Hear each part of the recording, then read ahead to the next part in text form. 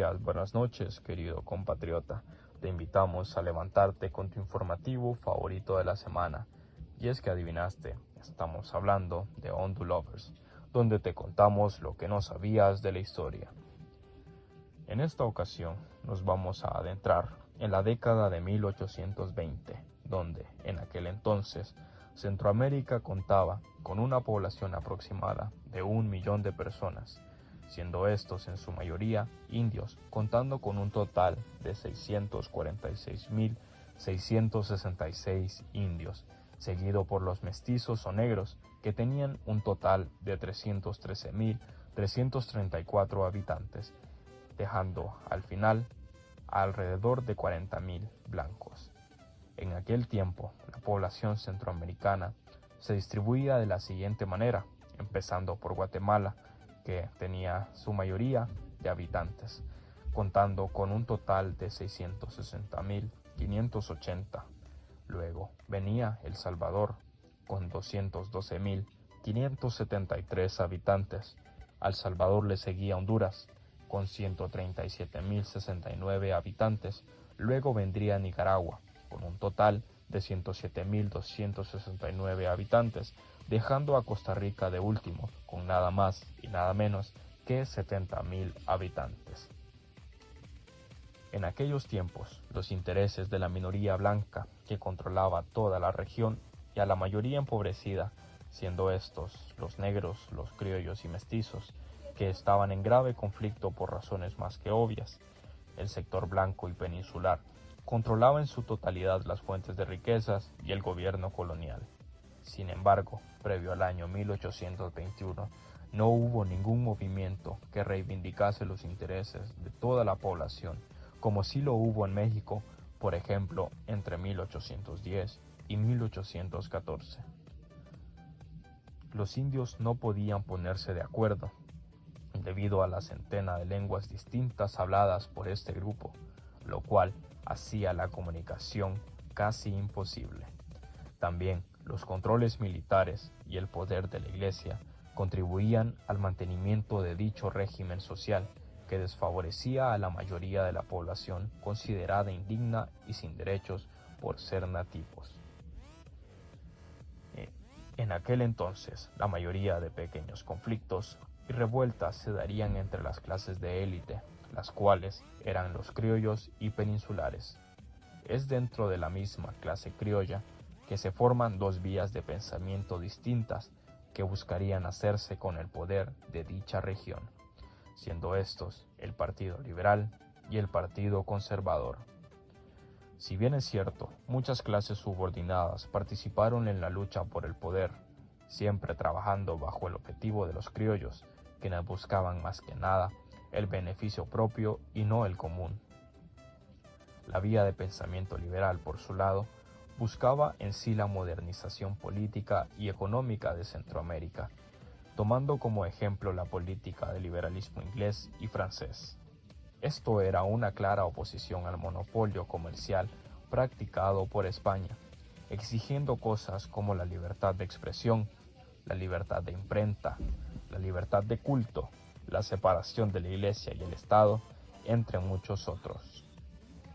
En cambio, el Partido Conservador, como su nombre lo indica, buscaba por medio de sus miembros los intereses del antaño pasado colonial, como lo son la unión de la Iglesia con el Estado, la total lealtad a la corona española, la explotación de los indios y continuar la esclavitud negra, así como el monopolio comercial, entre otros. Cada uno de estos partidos tenía sus ideas definidas. Sin embargo, entre las filas de sus miembros existían aquellos que se veían también influenciados por los ideales del partido opositor, como lo es el caso de José Cecilio del Valle, quien era conservador, pero contaba con múltiples ideales liberales. Al final del día, más que una lucha de ideologías, ya sea correcta o incorrecta, lo que tenía más influencia solía ser el interés propio y egoísta de las familias poderosas involucradas a la cabeza de cada bando, resultando todo en una lucha por quien se quedaba con la mayoría del poder general.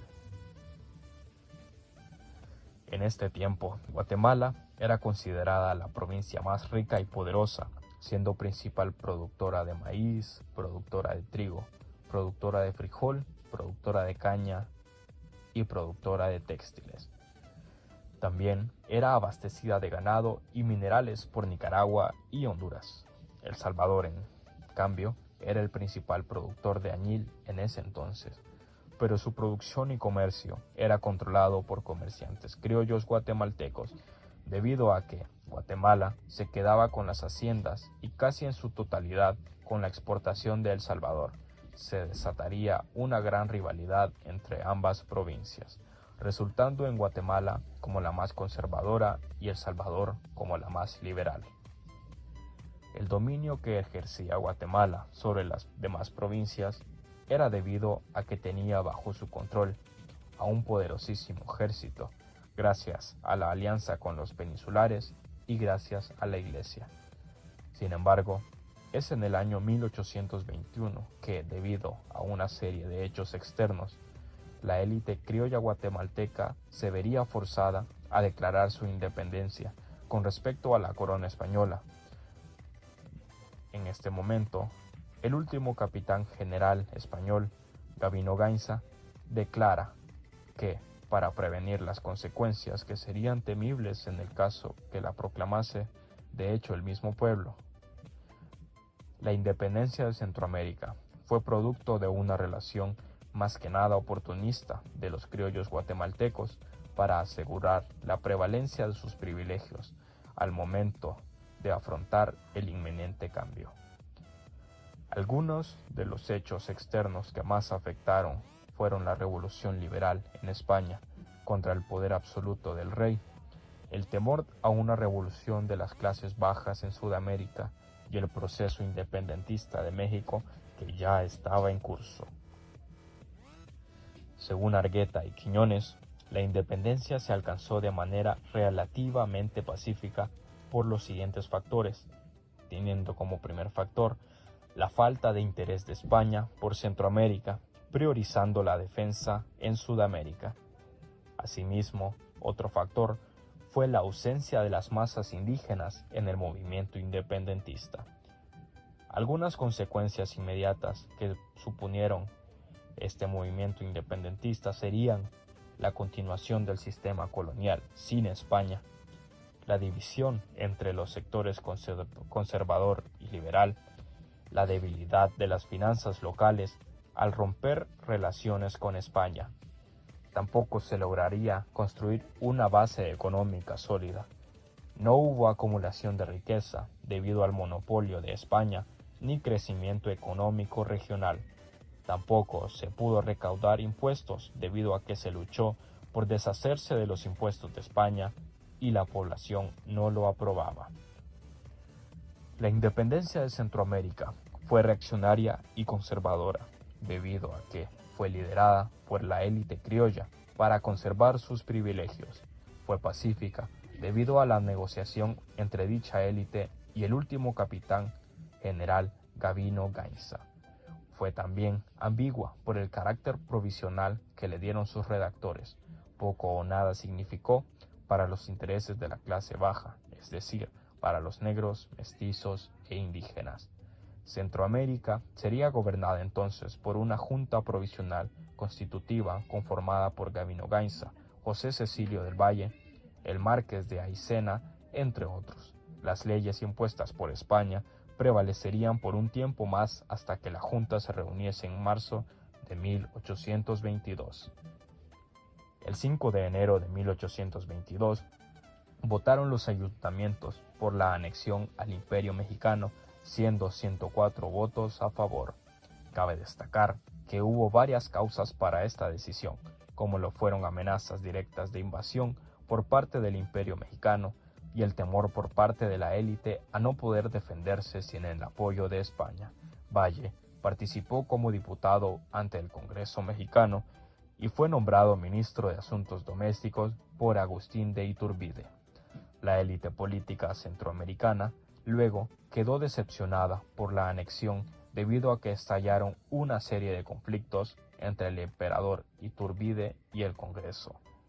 En 1823 estalló la Guerra Civil, que acabaría con ese efímero imperio. Es cuando Valle y otros diputados regresan a Guatemala, donde un Congreso de las Provincias declara la independencia absoluta de Centroamérica el 1 de julio de 1823.